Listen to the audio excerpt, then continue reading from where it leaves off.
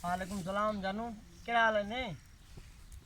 hello बाबा अस्सलाम वालेकुम सलाम ते किए बैठो ही मिट्टी तो उठा किए बैठो मुझे ऐसा करे सामने आ दो या नती पया नजर रहते तो घर तो नहीं माशा तू खबर आशिकी बुनी फोन ते तो गलाई वो फोन तो गला फोन पे ये चबा ये मोकल में घर से तो चियो आशा हां हां खबर है तुम्हारी है शा खबर पानी छा तो कही ता दिमाग को उठो करे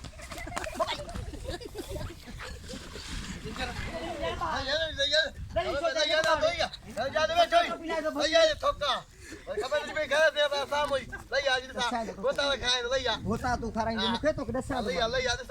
तपड़ो तू मुठमां थी पानी थदो थई बच्ची